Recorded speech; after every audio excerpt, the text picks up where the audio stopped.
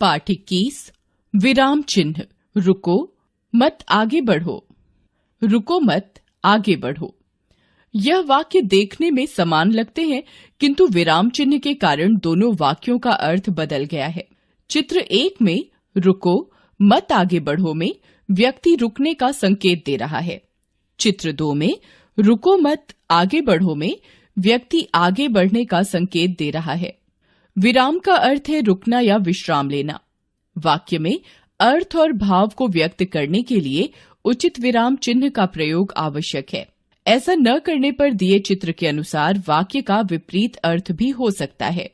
विराम चिन्ह के गलत प्रयोग से रुकने की जगह आगे बढ़ने का संकेत मिलने पर बच्चे दुर्घटना के शिकार हो सकते हैं।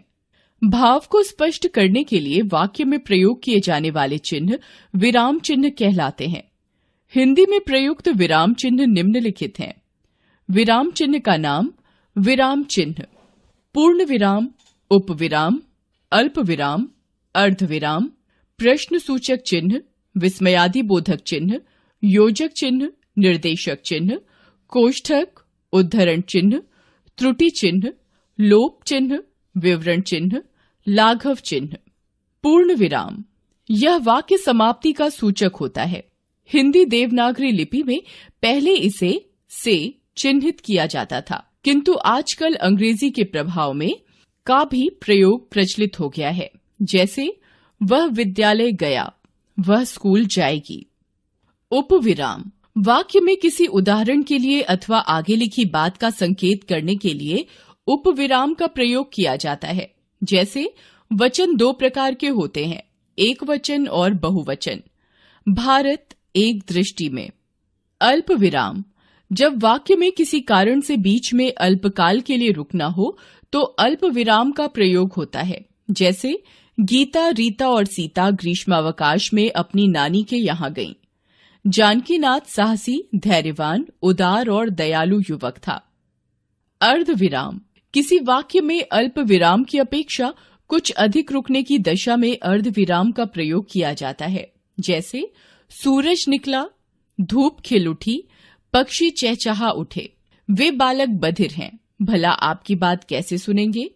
प्रश्न सूचक चिन्ह प्रश्न सूचक वाक्यों के अंत में प्रश्न भाव का संकेत देने वाला चिन्ह प्रश्न सूचक चिन्ह कहलाता है। जैसे क्या अमित स्कूल गया, नैनीताल की यात्रा पर कौन कौन चलेगा।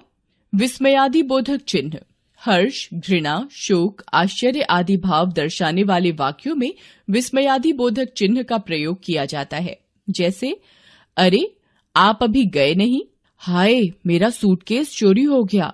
योजक चिन्ह युग्म यानी जोड़े शब्दों को जोड़ने के लिए योजक चिन्ह का प्रयोग किया जाता है। जैसे सुख दुख, पाप पुण्य, माता पिता आदि। निर्देशक चिन्ह वाक्य में बात को स्पष्ट करने के लिए निर्देशक चिन्ह का प्रयोग किया जाता है। जैसे विपिन ने अपने साथियों राजेश, श्याम और गोपाल के साथ मेला देखने का कार्यक्रम बनाया। कोष्ठक किसी शब्द अथवा कथन के अर्थ को स्पष्ट करने के लिए कोष्ठक का प्रयोग किया जाता है। जैसे उसने कोहिनूर यानी एक बहुमूल्य हीरा चुरा लिया। इस पुस्तक में 10 प्रस्ताव यानी निबंध दिए गए हैं। उद्धरण चिन्ह 2 प्रकार के होते हैं। इकहरा उद्धरण चिन्ह यदि किसी व्यक्ति कृति पर विशेष बल द्वारा उल्लेखनीयता दिखानी हो तो इकहरा उद्धरण चिन्ह प्रयुक्त होता है। जैसे तुलसीदास कृत रामचरितमानस हिंदुओं का महान ग्रंथ है। दोहरा उद्धरण चिन्ह जहाँ किसी उक्ति या कथन को उद्धृत किया गया हो वहाँ दोहरा उद्धरण चिन्ह का प्रयोग होता है। जैसे जयशंकर प्रसाद ने लिखा है, महत्वाकांक्षा एक सीमा तक ही व्यक्ति को परिमार्जित करती है, सीमा से बाहर तो वह शरण ही करती है। नेताजी सुभाष चंद्र बोस ने कहा था, तुम मुझे खून दो मैं तुम्हें आजादी दूंगा। त्रुटि चिन्ह यदि लेख, पत्र या किसी दस्तावेज में कोई शब्द या वाक्य छूट जाए तो त्रुटि चिन्ह लगाकर उसे वाक्य के ऊपर छोटे अक्षरों में लिख दिया जाता है। जैसे क्या अब पछताए होत क्या जब चिड़ियां चुग गईं खेत। लोप चिन्ह कई बार भावावेश की दशा में वाक्य बीच में ही खंडित हो जाता है। जैसे सीता लक्ष्मण, प्राणनाथ ने कहा परंतु अब प्राणनाथ कहने का मुझे क्या अधिकार है। विवरण चिन्ह। विवरण चिन्ह का प्रयोग सामान्यतः विवरण देने में किया जाता है। जैसे पुरुषवाचक सर्वनाम 3 प्रकार के होते हैं: प्रथम पुरुष, मध्यम पुरुष, अन्य पुरुष। लाघव चिन्ह। किसी बड़े शब्द को संक्षेप में लिखने के लिए उसके प्रथम अक्षर को लिखकर शून्य लगा दिया जाता है। जैसे डॉक्टर डॉ, पंडित पन, आयुष्मान आयु, ईस्वी ई, महात्मा म, चिरंजीव ची। आपने सीखा, विरामों को प्रकट करने के लिए विराम चिन्हों का प्रयोग किया जाता है। हिंदी भाषा में प्रमुख विराम चिन्ह हैं: पूर्ण विराम, अल्प विराम, अर्ध विराम, प्रश्न सूचक चिन्ह, उपविराम, विस्मयादि बोधक चिन्ह, योजक चिन्ह, निर्देशक चिन्ह, कोष्ठक, उद्धरण चिन्ह, त्रुटि चिन्ह, लोप चिन्ह, विवरण चिन्ह और लाघव चिन्ह।